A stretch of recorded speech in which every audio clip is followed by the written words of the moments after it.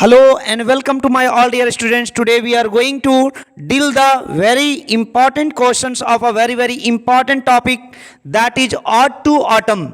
आज हम लोग odd to autumn का ऑब्जेक्टिव प्रश्न को डील करने जा रहे हैं और इसमें जो पिछले ईयर में पूछा गया प्रश्न है सबको इंक्लूड किया गया है और एग्जाम के दृष्टिकोण से जो भी प्रश्न महत्वपूर्ण है उसको मैंने सम्मिलित करने का काम किया है। तो आइए बिना समय गवाए अब धीरे धीरे करके हम लोग क्वेश्चन को डील करना शुरू करते हैं। तो हमारा पहला जो प्रश्न है कहता है जॉन कीट्स है written the poem. John Keats ने किस पोएम को लिखा है? तो जॉन कीट्स ने एन एपिटाफ को लिखा, ऑड टू ऑटम को लिखा, द सोल्जर को लिखा, फायर हिम को लिखा। तो हम लोग जानते हैं कि जॉन कीट्स ने जिस पोएम को लिखो उसका नाम है ऑड टू ऑटम।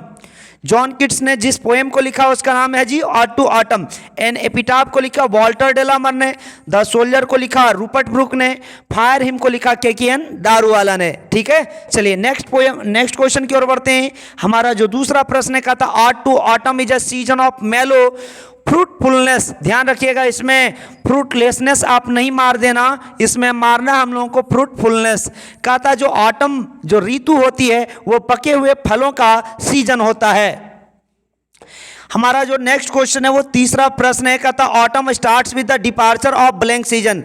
कहता हमारा जो ऑटम है जो पतझड़ है वो किस ऋतु के जाने, डिपार्चर मतलब होता है उसके जाने के बाद ये ऑटम ऋतु शुरू होता है। तो हम लोग जानते हैं कि पतझड़ जो है वो विंटर के बाद आता है। ठंडा वाला ऋतु जब खत्म होता है तो फिर पतझड़ आता है, पतझड़ खत्म होता है तो उसके बाद स्प्रिंग आता है। स्प्रिंग मतलब वसंत ऋतु, और वसंत के बाद हमें देखने को मिलता है समर यानी कि गर्मी, और फिर हमें देखने को मिलता है रेनी सीजन। ठीक है, चलिए नेक्स्ट क्वेश्चन की ओर बढ़ते हैं। हमारा जो चौथा प्रश्न है कहता blank was a great lover of nature. कहता निम्नलिखित में से कौन जो है नेचर के, प्रकृति के बहुत बड़े प्रेमी थे? तो John Keats, John Donne, W.H. Odean, Walt Whitman. तो हम लोग जानते हैं कि जॉन कीट्स एक बहुत ही बड़े नेचर के लवर थे और साथ साथ रोमांटिक पोएम का जन्मदाता भी इन्हें माना जाता है। सबसे ज़्यादा रोमांटिक पोएम को किसी ने यदि सराहा, सबसे बेहतरीन ढंग से किसी ने सवारा तो उसका नाम था जॉन कीट्स। ठीक है, इसलिए इन्हें रोमांटिक पोइट के नाम से भी जानते हैं। पांचवा प्रश्न in blank new lips and fruits come out on tree. कहता किस ऋतु में नए नए पत्ते और नए नए फल जो हैं पेड़ों पर उगाते हैं? तो समर गर्मी में, स्प्रिंग वसंत ऋतु में, ऑटम पतझड़ में, विंटर ठंडा में। तो हम लोग जानते हैं इसे सब जगह आंसर दे देता है समर, जबकि समर नहीं, हमें नए नए पत्तों का बात कहा गया है तो वो स्प्रिंग होना चाहिए, क्योंकि स्प्रिंग ऋतु में, वसंत ऋतु में सारे पत्तों पर, सारे पेड़ों पर नए नए पत्ते और कलियां खिल जाते हैं। And gathering swallows twitter in the skies is taken from, ये लाइन है एक पोएम का। नाउ द, ये ऑड टू ऑटम से लिया हुआ एक लाइन है। कहता है the gathering swallows twitter in the skies is taken from ode to autumn. ये लाइन कहाँ से लिया गया? तो ऑड टू ऑटम से ली गई है। हमारा जो नेक्स्ट क्वेश्चन है कहता season of mist and mellow fruitfulness is written by. Mist का मतलब होता है धुंध, कोहरा, है ना। कहता है ये जो season of mist and mellow fruitfulness, ये लाइन है कविता का, ये किन के द्वारा लिखा गया? तो इसे लिया गया है ऑड टू ऑटम से, और ऑड टू ऑटम को किसने लिखा? तो जॉन कीट्स साहब ने। लाइमा and Hyperion are written bye. तो हम लोग जानते हैं ये VBI क्वेश्चन है बिहार बोर्ड के लिए, ये VBI क्वेश्चन है। Lamia and Hyperion are written by John Keats. किनके द्वारा लिखा गया? ये जॉन कीट्स के द्वारा। ठीक है, चलिए अगला है हमारा where are the songs of spring is a line taken from. कहता where are the songs of spring यानी कि जो वसंत के गाने हैं वो कहाँ है? यानी कि इस कविता में कवि ने ऑटम पतझड़ की सुंदरता का वर्णन करते हुए कहा कि किसने कह दिया ये बात कि सिर्फ वसंत ऋतु में ही गीत गाए जाते हैं, वसंत ऋतु में ही पक्षियां चहचहाती है। ये बात किसने कहा? कहाँ है स्प्रिंग सीजन में कोई गाने? ये तो उससे भी ज़्यादा गाने यदि किसी ऋतु में हैं तो है ऑटम में, यानी कि ऑटम ऋतु का प्रशंसा किया इस कविता में कवि ने। कहता why is autumn called the season of mist and mellow fruitfulness. कहता ऑटम ऋतु को क्यों धुंध और पके हुए फलों का सीजन कहा जाता है? तो इसका कारण है because of the presence of mist, यानी कि धुंध के कारण बरसात ठंड धीरे धीरे खत्म होने लगता है और धुंध धीरे धीरे गायब होने लगता है, लेकिन ये जो पतझड़ का सीजन होता है वहां तक धीरे धीरे धुंध रहता है। तो वही कहता है because of the presence of mist, धुंध के कारण इस ऋतु को autumn of season of mist and mellow fruitfulness कहा गया। अगला 11th नंबर क्वेश्चन कहता ode to autumn is an. Ode to autumn एक क्या है? तो ऑड टू ऑटम एक ऑड है। क्या है जी? ऑड, जिसे हम गीत भी कह सकते हैं, ठीक है। अगला कहता है किट्स इज अ, किट्स एक कैसे कवि हैं? तो मैंने अभी तुरंत बताया किट्स एक रोमांटिक पोइट माने जाते हैं। किट्स को कैसा कवि कहा जाता है? Romantic poet. कैसा कहा जाता है जी? Romantic poet. अगला जो है 13th नंबर क्वेश्चन कहता है what did the poem describe.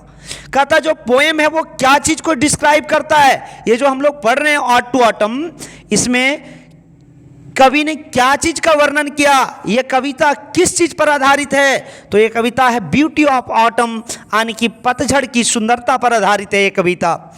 When was John Keats born? John Keats का जन्म कब होता है? जॉन किट्स साहब का जन्म होता है 1795 में और इनकी मृत्यु होती है 1821 ईस्वी में।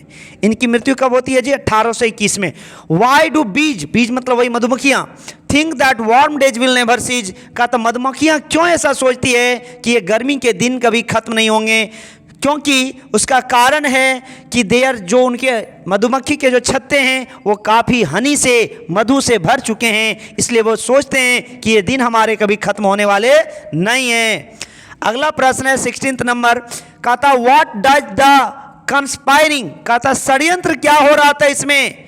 इस कविता में जो सूर्य हैं और जो ऋतु हैं वो मिलके क्या षड्यंत्र बना रहे थे? तो वो षड्यंत्र बना रहे थे fill mossy cottage tree with apples, की जो काई लगे हुए जो एप्पल के जो पेड़ हैं, जो सेब हैं, आंगन में जो लगे हुए पेड़ हैं, उसको पूरी तरह फलों से लाद दिया जाएगा।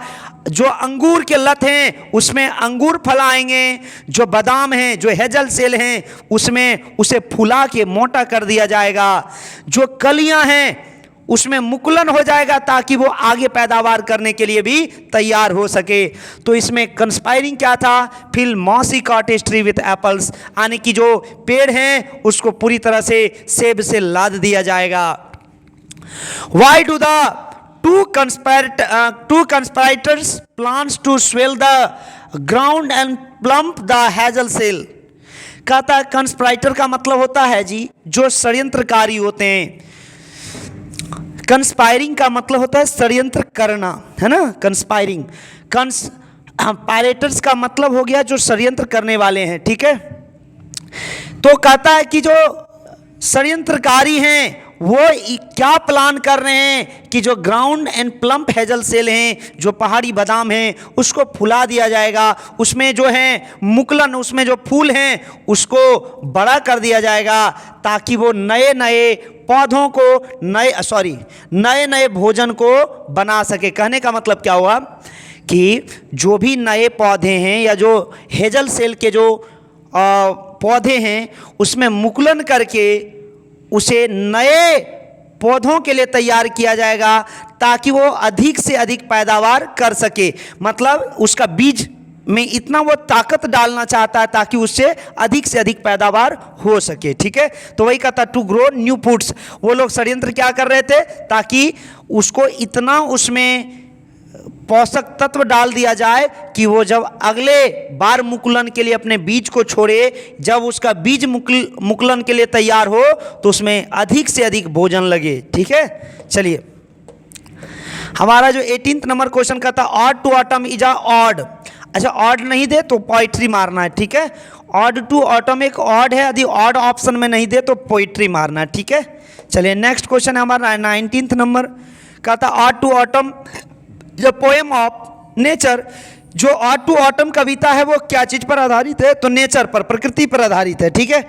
John Keats died in the year, John Keats की मृत्यु कब हुई? तो 1821 ईस्वी में। जन्मे कब? 1795 में। ठीक है। चलिए, ज़्यादा दिन ये जिए नहीं, मात्र 26 साल। कहा था John Keats was born in 1795। John Keats का जन्म कब हुआ? 1795। ठीक है। New leaves and fruits grow on tree in, कहता नए नए पत्ते और फल पौधों पर, पेड़ों पर कब लगते हैं? तो समर के दौरान, ऑटम के दौरान, विंटर के दौरान, रेनी सीजन के दौरान। ध्यान रखिएगा, लगते हैं तो स्प्रिंग सीजन में। यदि स्प्रिंग सीजन ऑप्शन में नहीं दिया जाए तो आप मार देना समर पर। ठीक है। चलिए, अब हम लोग नेक्स्ट क्वेश्चन की ओर बढ़ते हैं। हमारा अगला प्रश्न है blank Twitter in the sky. Twitter का मतलब होता है चहचहाना। कहता कौन जो है आकाश में चहचहाते हैं? तो स्वैलोज। स्वैलोज एक प्रकार की छोटी छोटी चिड़ियां होती है जो आकाश में चहचहाते हैं। और कब चहचहाते हैं? तो ऑटम ऋतु में। Autumn is the close friend of maturing. कहता जो ये ऑटम है, जो पतझड़ ऋतु हैं, वो वयस्क होते हुए सूर्य के एक बहुत ही परम मित्र हैं, बहुत ही घनिष्ठ मित्र हैं। तो ऑटम जो है किसके मित्र हैं? सूर्य के मित्र हैं। क्यों? क्योंकि उस दौरान जो है ठंडा धीरे धीरे खत्म हो जाता है।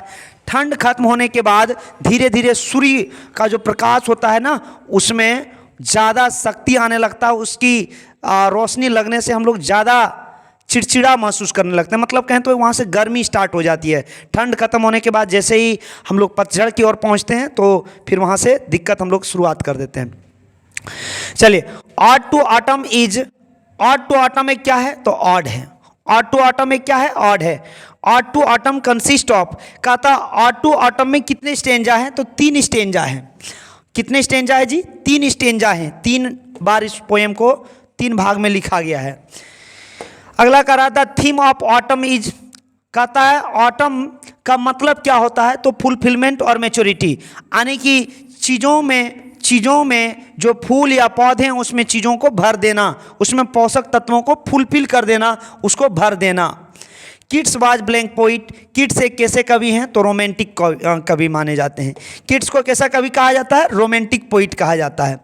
नेक्स्ट क्वेश्चन है, कहता है each stanza of ode to autumn consist, कहता है ऑड टू ऑटम के प्रत्येक स्टेंजा में कितने लाइन लिखे गए हैं? तो 11 लाइन। कितने लाइन है जी? 11 line. Who has been personified ode to autumn, कहता है इस ऑड टू ऑटम में किसको मानवीकृत किया गया है? किस ऋतु को मानव के रूप में पेश किया गया है? तो ऑटम ऋतु को पेश किया गया है। किसको? ऑटम ऋतु को। ठीक है। नेक्स्ट क्वेश्चन है हमारा 31 नंबर, कहता है the gathering swallow Twitter in the sky taken from, कहता है ये लाइन कहाँ से ली गई है? तो ऑड टू ऑटम से। Thou watches the last oozing hours by hours is from, कहता है ये लाइन किस कविता से ली गई है? Song of myself, an epitaph, snake और ऑड टू ऑटम। तो सही जवाब है हमारा ऑड टू ऑटम। ठीक है। हमारा नेक्स्ट क्वेश्चन है, अब नेक्स्ट क्वेश्चन है ही नहीं, यहीं तक था, हो गया हमारा द इंड। ठीक है, हो गया यहीं द इंड। तो दोस्तों आप लोगों को कैसा लगा वीडियो कमेंट करके ज़रूर बताएंगे। ठीक है। तो चलिए अब हम लोग मिलते हैं अगले चैप्टर में, अगले चैप्टर के ऑब्जेक्टिव के साथ। तो यदि आप लोगों को वीडियो अच्छा लगा तो अपने दोस्तों के साथ शेयर करेंगे ताकि अधिक से अधिक लोगों के पास वीडियो पहुंचे और अधिक से अधिक स्टूडेंट जो हैं इस क्लास में इंटरेस्ट लें। धन्यवाद।